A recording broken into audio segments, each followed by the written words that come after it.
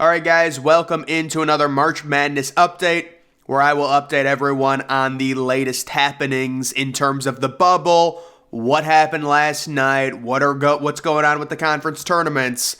Let's get into it. How about Illinois over Michigan, double overtime?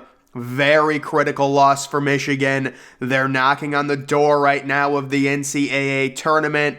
That is a brutal, brutal loss. They still certainly have a chance. They're still one of the first four out, but that would have been a huge win for Michigan and maybe even propelled Michigan to possibly avoiding that dreaded first four matchup.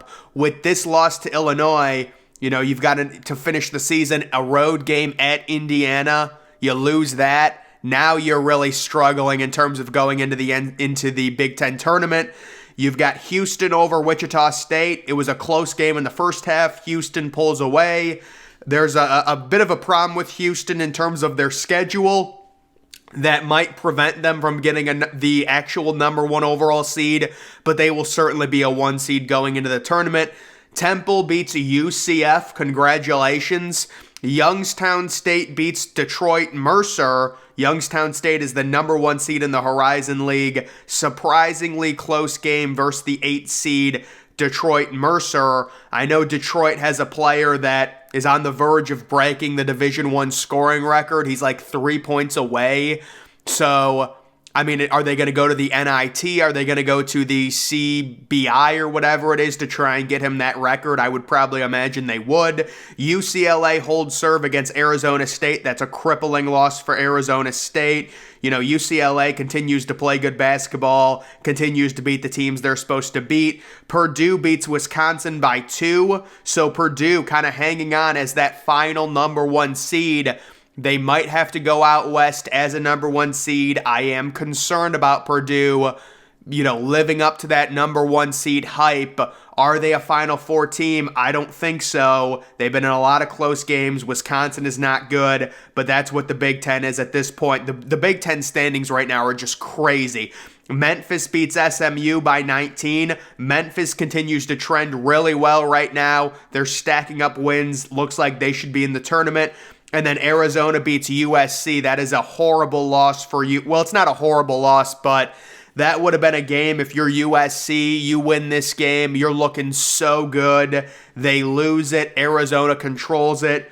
And Arizona looking for a 2 seed. That's a big win after the heartbreaking loss to Arizona State. So this is the overall bubble. You can see this is on T-Rank, the analytical website. You can see the resume, the quality, and the quadrant record. So this is super in-depth with the overall net as the number one thing that's ranking these teams. So Utah State, how is Utah State ranked 22nd in terms of the net, but they're the first four out? Well, it's because you look at their quadrant 1 games, they've only had 3 games, so they've really had an easier schedule, but Utah State should probably be in the tournament. West Virginia, they're an 11 seed right now, so they'd probably be in the first 4. Nevada, a current 11 seed, they're liked by the net. Auburn listed as a 10 seed, clearly in the tournament. Memphis is in as an 11. Rutgers is in. They just had a brutal loss to Minnesota at the barn. I still like Rutgers. They're a good defensive team. But yeah, look at Rutgers BPI. It's 21. That's pretty crazy. NC State currently listed as a 10 seed. Mississippi State's an 11 seed. There's North Carolina first 4 out. New Mexico, not even close to being in the tournament. I'm guessing they're on the outside looking in. Oklahoma State first 4 out. Oregon out of the tournament right now. They just blew out, I think, California last night at home. USC listed as a 10 seed overall. They've got a decent resume. Michigan first 4 out. Pittsburgh is a 10 seed. Penn State still trying to get in. Arizona State, an 11 seed. They lost last night. Clemson is on the outside looking in. And then Wisconsin. The net just hates Wisconsin. They lost by 2 points to Purdue, but they're 77th in terms of their net ratings. Right now, the Big Ten is absolutely crazy. You have Purdue, by far and away the number one team in the conference, but after that, It is an absolute mosh pit. Iowa, Maryland, Indiana, Illinois, Michigan, Northwestern, all tied at 11-8. And then you have Michigan State also with 8 losses. They're at 10-8. Rutgers at 10-9. Total mosh pit in the Big Ten. They're probably going to get 9 teams in the tournament. We'll have to see. The bubble teams here mainly being Michigan, possibly Rutgers and Penn State, along with Wisconsin. So there's a lot of bubble situations. Nebraska, Ohio State, and Minnesota are out of it. And then you do have some people wondering, it's surprising Iowa never gets any respect. Iowa's had a few really good wins. They always seem like they have a good offense, but they're still listed kind of as a lower seed overall. This is another update, just another website. First 4 out: Penn State, Oklahoma State, Michigan, North Carolina. So this is the first time I've seen Penn State move up that far, possibly as one of the teams. Penn State is at a very critical time right now. They need to win games. They need to win 2 games in the Big Ten tournament if they want to get in. Top 16 seeds, Kansas, the number 1 overall seed. We're seeing that more and more. Kansas possibly being the number 1 seed overall because of their quadrant 1 schedule. You know, the Big 12's been such a gauntlet, and they've been able to win these games. Alabama, Houston, and Purdue, that's the consensus top 4, with UCLA knocking on the door as the first 2 seed, along with Texas, Baylor, and Kansas State. So a lot of Big 12 in that. Marquette, they're kind of trending right now in between a 2 seed and a 3 seed. This current projection has them as the first 3 seed, along with Gonzaga, who's very clearly entrenched on the 3 line. Arizona, they're upper echelon 3 seed. And then Tennessee, really liked by analytics, not so much in terms of their overall record. That's weighing them down, and that's forcing them onto the 3 line when you look at many of the different overall brackets. Virginia, they've really struggled recently. I would not pick Virginia to go far in the tournament at all. I do not trust them. UConn, they're a team that a lot of people are going to be picking, especially if they get a 4v13 matchup round 1, possibly a 5, they're going to face the winner of a 5v12, with which maybe a 12 can win, because we know that's an upset type game. UConn's going to be a team that's heavily picked to go to the Elite Eight in a lot of brackets. Indiana's another team I really like. I know they just got crushed by Iowa, but they've got the guard play combined with the elite big man, and then Xavier, who's a very good offensive team, round out the top 4 seeds in that one. So this was one of those mid-major games. Kicked this kid off the team immediately. Some dude... these 2 players were having a little tussle where one dude was just breathing in the other dude's face, and he just got clocked. The dude on the right punches the dude on the left, because the dude on the left in the white was like breathing in his face. I can't show the video because it's ESPN, but you can just look it up on Twitter. It's pretty funny, and he did get kicked out.